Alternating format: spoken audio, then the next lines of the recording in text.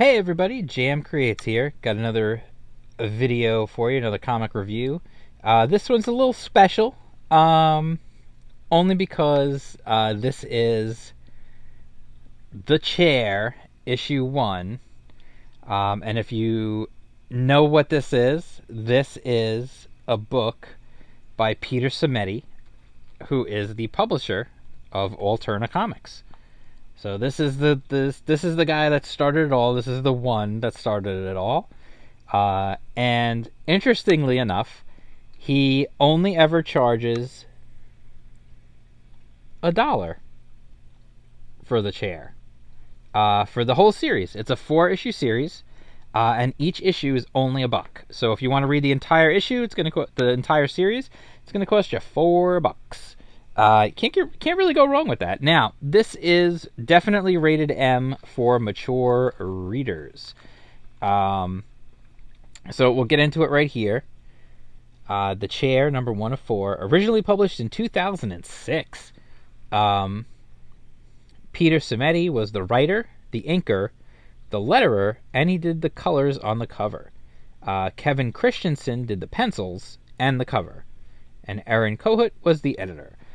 So here we go. We start off. This is a very. I mean, it's rated M for mature. This book, and it definitely should be. We start in prison. We've got this guy. He's telling us that he's innocent. Of course, he says, everybody says that. Who's here? And then he gives you the background on where he came from. How he ended up there. And he's on death row. He's with all the worst of the worst. He's with murderers, rapists, terrorists, child killers, serial killers, absolute worst of the worst he's in prison with. But he swears to us he's innocent. Is he? I don't know. So we get a little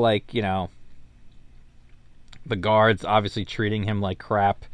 They toss his food in. He says how the one guard likes to pee in the food.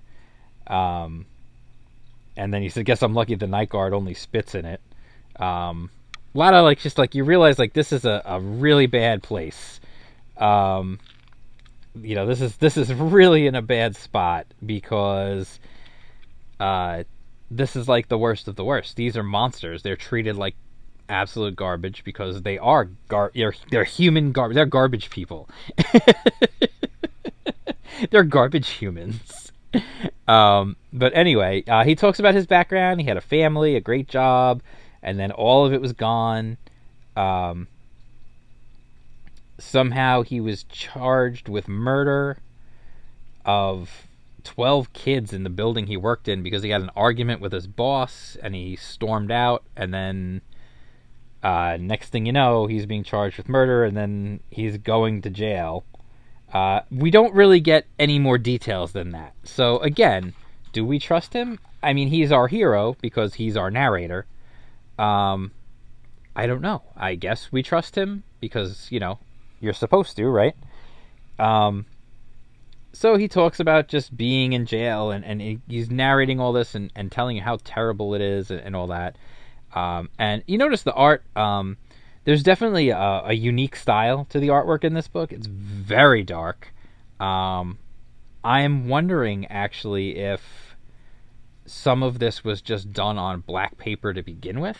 Some of the artwork. It's very rough looking, very rough, sketchy looking artwork. Very, very dark. There's apparently this guy who tortures people. They're prison guards and all that, but there's apparently this other dude.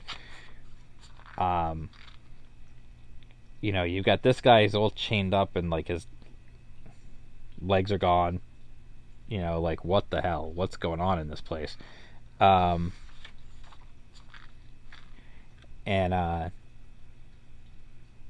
they, there's just they're treating him awfully. They're treating everyone really bad. These guards, and they're saying like, he's saying like he's not a fan of these people, but there should be, at least like, someone needs to be the good one, whether it's the guards or whatever. But so anyway, and then he talks about this serial killer who's just screaming like scriptures and stuff. Um, and at one point he says how they let them all out a little bit during the day, and um, he you see he actually does have a friend. Um, this guy is nicknamed Bones.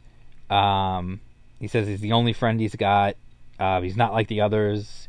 He's not a monster. Apparently, like, he made a mistake when he was in the service. He let a kid go, and it turned out the kid was a suicide bomber and ended up killing a bunch of innocent people. So he never fought his sentence. He never fought it. He just went to jail, and just that's it. And then somehow, like, there's this weird thing of like he's gonna share his food with him because he's very skinny, and some guard likes to poop in his food. And as he's about to go through, somebody slams the door on him, and it literally cuts him in half. I mean, and then our main character is getting beaten while he's seeing this guy just bleed out, sliced in half. This is clearly the worst prison in the history of prisons. This is like, I mean, nowadays, even guys on death row get it. They have it pretty good considering they're waiting to be executed. They get, 3 square meals a day. They get treated well. They get cable television, the whole 9 yards. Like, these guys get it. They get pretty good. And so it's just, he's freaking out about this whole thing, and then something happens, and our hero, again, you know how I feel about spoilers. I don't like to spoil the endings of books. I feel like I've gone pretty far in this already. Something happens, and our main character loses loses control, and winds up ending in a pretty bad situation to end the book. So I have not read issue 2 yet. I will. I have all 4 issues. I ordered all 4 issues off the Alterna website. So I will absolutely be reading the complete series. And I will let you guys know how I feel about it as I get through it. I'll review the whole thing. It definitely, like I said, as far as the artwork goes, it's definitely rough. It almost, to me, it's funny because I know it says like Peter Simeti did the inks. I'm really curious what type of inking he used, because when I'm looking at this, to me, it looks like pencils. That doesn't look like inks to me. It looks like pencils that were then, the levels were darkened in Photoshop to do like sort of a faux inking, which I've done myself. I've done that. There's nothing wrong with it. It's fine. That's what it looks like to me. So I find that kind of weird that they do have a credit for inking. I'm not trying to say he lied about it or anything like that. I'm just curious to know like what his technique was, because I honestly don't know. Unless it was some sort of funky like brush, maybe. I don't know. It's hard to tell. Again, the whole thing is so dark that it is. Sometimes you have to do a double take to see like what the problem is. Like honestly, when I first looked at this page, they show well, when they first show him, let's go back to that. When I saw this page, they're like, oh, he's been torn to pieces, blah blah blah blah, and I'm like, I don't get it. Okay, so he's chained up and he looks like he's drooling and whatever, like he looks beat up, but I don't really get what's so horrible. Like, what am I looking at? And then it wasn't until much later that I realized his legs had been cut off. Because it's so dark, because everything is so dark, and so like gray, black, and just like it was hard to tell. Like the detail is a little bit blurred, so it was hard for me to tell on that.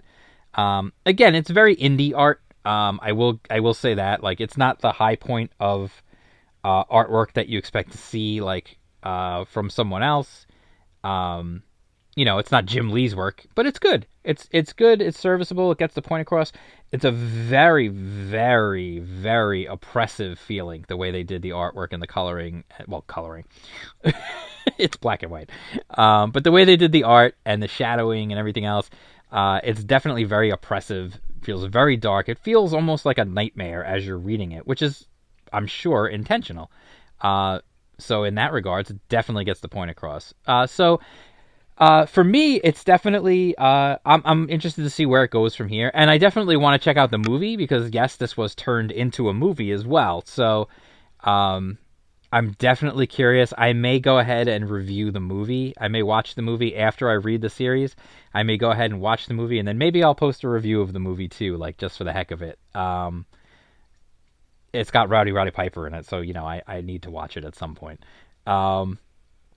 So anyway, that is my review. I would absolutely recommend it. It's definitely dark. You can see for yourself if it is too dark for you. If you're looking at it and going like, you know what, I can't make out details. I can't make out exactly. I'm just going to skip this one. I can understand that.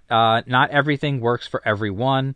Different art styles, different things don't always work for everybody. I get that 100%. So for me, like I said, it took me a little bit to get used to it. Actually, I don't know if I said that or not, but it took me a few pages to really get like, okay, this is where we're at. This is what we're doing in terms of the art. And then I was fine. So anyway, I'd say it's worth checking out. I mean, it's only $1. It's worth checking out one issue and see if you like it. If you want to pick up the rest, you can get them. This one they always have. Alterna always has this available on their website because it is Peter's comic, so that's kind of special. And it was turned into a movie, so there's that too. So absolutely, the movie's available on Amazon Prime. So if you have Amazon Prime Video, you could watch it for free.